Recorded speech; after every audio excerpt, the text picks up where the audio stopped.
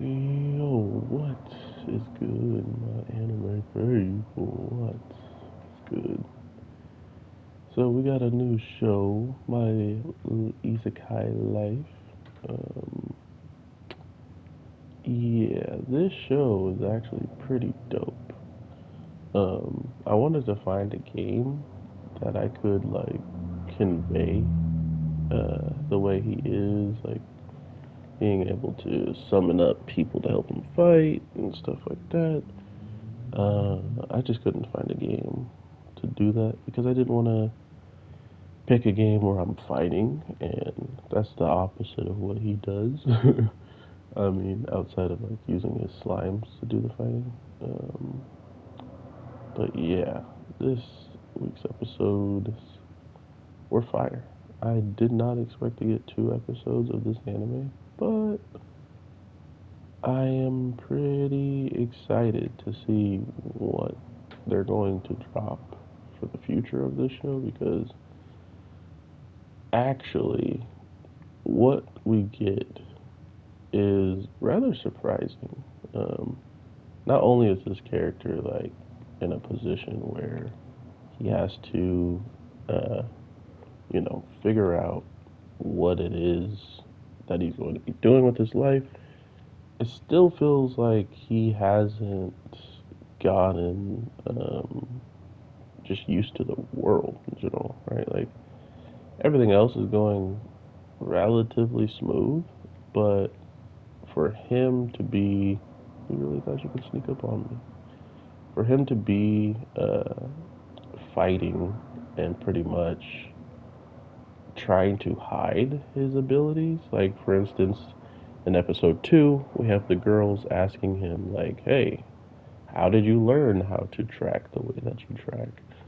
And he really doesn't have an answer because we see quickly how he actually got to the place that he was at, which was waking up, putting his hand on the slime, taming it, and that was about it, right? Like everything else just came naturally after the slimes gave him the ability to learn everything. Well, I mean, they didn't give it to him, but you know what I'm saying. Because he tamed the slime and because the slimes wanted to be tamed, it turned into a situation where he now has all of them capable of reading stuff for him and he learns it instantly, which is beyond broken. If he just sends them, like, here's the thing, the guy can send out every single slime he has and pretty much like he can put them invisible, send them to every library that's ever existed or close by in range for him and learn everything, which he's been doing this for 2 weeks. We're at a 2 week period. So there is a high likelihood that he already kind of has done some things like that. And I think that would be pretty smart just on his part in general. But that is to still be uh, said, right?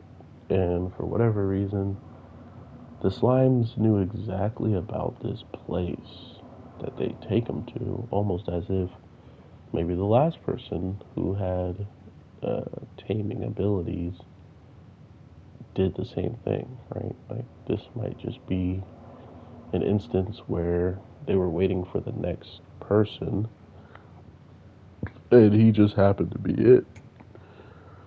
Not only that, he woke up, he wakes up in that area almost as if it was meant to be. We also see what his other life probably was and why he probably ran himself into the ground.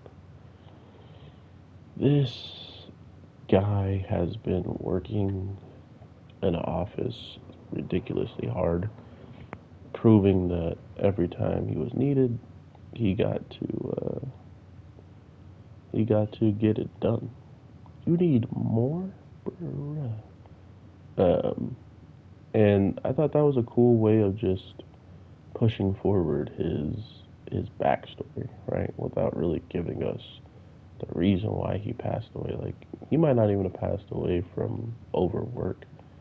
Might have died from, being out doing something outside or something along those lines. But what we do know about this character is he is someone that was relied upon heavily when it came down to uh, just every bit of office work.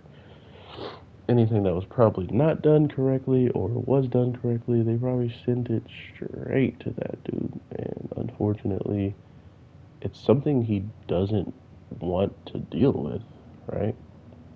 He doesn't actually like to be needed upon.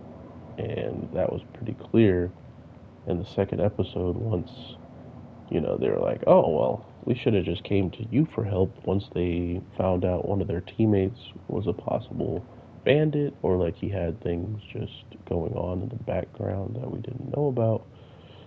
Them following him and pretty much finding that he was working with a wanted bandit, they would have got destroyed, period. But the other thing that was very impressive and another weird instance of this character is how he does not fight at all and he transfers every and anything to his monsters. So, to the point of that, it feels as if he actually might not be able to cast, but because of who he is and the identity he wants to keep as just a tamer, because for whatever reason they don't know he's a sage, right? That's why the girl Lily in episode one was so shocked to see him doing magic and stuff like that because tamers just aren't good in combat. They use monsters for their fighting. So he is playing the role of a tamer while actually being a sage. So there's a lot to take in when it comes down to his thought process and how easily uh, he's moving around without any suspicion on him. So I like that a lot about his character already, and hopefully it's one of the things that continuously brings people back and enjoying this show.